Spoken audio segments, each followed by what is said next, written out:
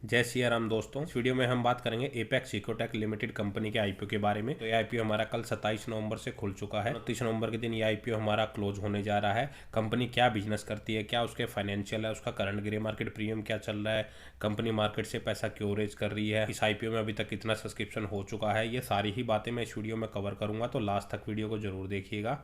तो चलिए अब अपनी वीडियो को स्टार्ट कर लेते हैं। अगर मैं सबसे पहले इस आईपीओ की डेट्स की बात करूं तो ये आईपीओ हमारा 27 से 29 नवंबर के बीच में खुला है। कंपनी ने इसका फेस वैल्यू 10 रुपये पर शेयर का रखा है। 71 से 73 रुपये पर शेयर का कंपनी ने इसका प्राइस बैंड रखा है।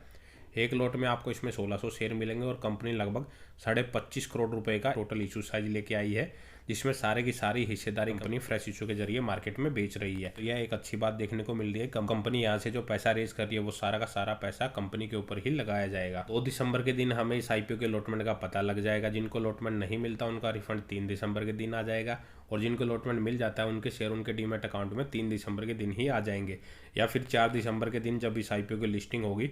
और आईपीओ की लिस्टिंग 10 बजे होती है, उससे पहले उनके शेयर उनके डीमैट अकाउंट में क्रेडिट हो जाएंगे। और रिटेल कैटेगरी में आप मिनिमम और मैक्सिमम एक ही लॉट अप्लाई कर सकते हैं। एक लॉट के लिए आपको इसमें 1,16,800 रुपये पे करने पड़ेंगे। इसके बाद अगर हम प्रमोटर्स होल्डिंग की बात करें तो प्री आईपीओ जो प्रमोटर्स की होल्डिंग है वो 94.32% की है और पोस्ट आईपीओ वो घट के लगभग 69.29% की रह जाएगी।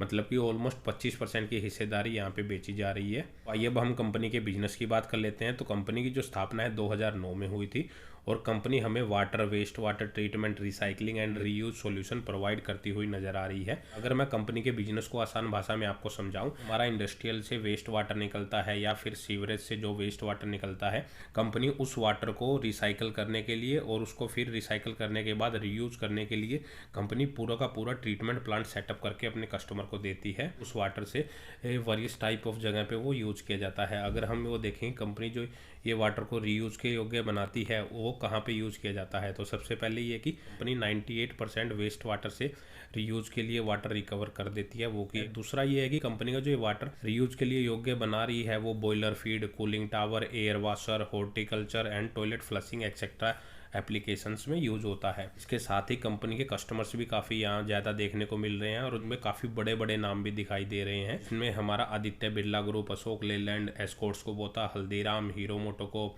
Honda cars, Honda scooter and motorcycle, HUL, Jubilant, Mahindra and Mahindra, PepsiCo, Piramal pharma, इसके और भी बहुत से ज़्यादा कस्टमर दिखाई दे रहे हैं। कंपनी कुछ की स्ट्रेंथ की अगर हम बात करें तो कंपनी की जो design, engineering and execution team है वो इन हाउस ही है। कंपनी सब कुछ इंटरनली ही करती है। दूसरा है कंपनी की जो मैनेजमेंट एंड प्रमोटर्स टीम है वो काफ़ी एक्सपीरियंस है। कंपनी के अपने कस्टमर्स के साथ काफ़ी अच्छे रिलेशनशिप बने हुए हैं। तो कंपनी जो ये ट्रीटमेंट प्लांट सेटअप करती है उसमें कंपनी की काफ़ी स्पेशलाइजेशन है, उसमें वो एक्सपर्टाइज नज़र आ रही है। और कंपनी का पीछे का प्रोजेक्ट कंप्लीशन का जो ट्रैक रिकॉर्ड रहा है वो काफ़ी अच्छा रहा है। कंपनी की जियोग्राफिकल प्रेजेंस नज़र आ रही है और कस्टमर से काफ़ी अच्छे रिलेशनशिप उसके बने हुए हैं। और फिलहाल कंपनी में 118 फुल टाइम एम्प्लॉय अभी काम कर रहे हैं जून 2024 के अकॉर्डिंग अगर हम देखें तो। इसके बाद अगर मैं कंपनी के फाइनेंशियल की बात करूँ तो यहाँ पे जो डाटा दिया गया है वो लाख में दिया गया है, तो मैं करोड़ में कन्वर्ट करके आपके साथ शेयर करूंगा। तो सबसे पहले अगर हम कंपनी का रिवेन्यू देखें 2022 में वो 20 करोड़, 23 में वो लगभग 35 करोड़, 24 में कंपनी का रिवेन्यू लगभग 53.5 करोड़ रुपए रहा। तो कंपनी का रिवेन्यू सालाना काफ़ी अच्छी रेट से इंक्रीज कर रहा है और फाइनेंशियल ईयर 25 के सेकंड क्वार्टर तक कंपनी का जो रिवेन्यू है वो 21 करोड़ 82 लाख रुपए रहा। इसके बाद अगर हम कंपनी का प्रॉफिट भी देखें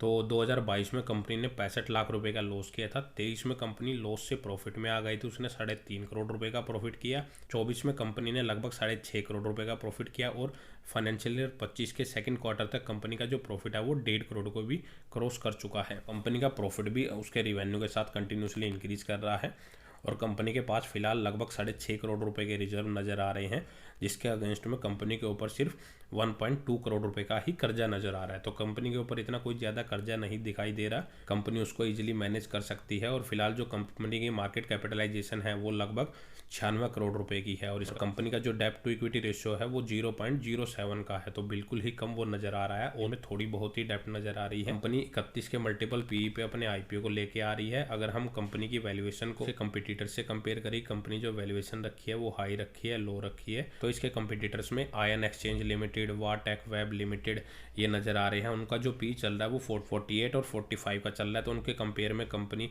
ने जो आईपीओ का वैल्यूएशन रखा है वो थोड़ा सस्ता रखा है। उन दोनों का अर्निंग पर शेयर अगर इससे कंपेयर करते हैं तो इसका जो अर्निंग पर शेयर है वो 3.85 का है और इसके कंपटीटर का 13.32 और 36.87 का नज़र आ रहा है। तो उन दोनों कंपनियों का इसका अर्निंग पर शेयर इस कंपनी से ज़्यादा नज़र आ रहा है। ओवरऑल बात करें तो कंपनी जो आईपीओ की वैल्यूएशन रखी है वो ठीक ठाक रखी है। कंपनी का अगर हम ऑब्जेक्ट देखें किस वजह से वो मार्केट से पैसा रेज कर रही है, वो फ्यूचर में अपनी वर्किंग कैपिटल की रिक्वायरमेंट को पूरा करने के लिए इस पैसे का यूज करेगी और जनरल कॉर्पोरेट पर्पज के लिए इस पैसे का यूज करेगी। और कंपनी के जो आईपीओ लाने के लिए जो भी उसके खर्चे हुए हैं उस खर्चे की पेमेंट के लिए भी कंपनी इस पैसे का यूज कर सकती है।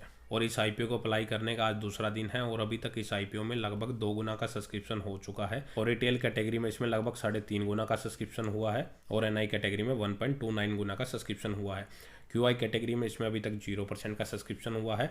हालांकि क्यूआई और एनआई कैटेगरी में हमें लास्ट डे के दिन ही सब्सक्रिप्शन देखने को मिलता है, तो कल इस आईपीओ को अप्लाई करने का लास्ट दिन है, तो हो सकता है कि इसमें और भी ज़्यादा सब्सक्रिप्शन देखने को मिल सकता है। तो आज 28 नवंबर के दिन इस आईपीओ का जो ग्रे मार्केट प्रीमियम चल रहा है वो 35 रुपये के आसपास चल रहा है, जो कि 48% के आसपास चल रहा है। तो ग्रे मार्केट प्रीमियम के अकॉर्डिंग इसकी जो लिस्टिंग है वो 108 रुपये के आसपास हो सकती है। तो अगर हम ओवरऑल बात करें इस आईपीओ में अप्लाई करें या ना करें, तो कंपनी का ग्रे मार्केट प्रीमियम भी काफ़ी अच्छा चल रहा है।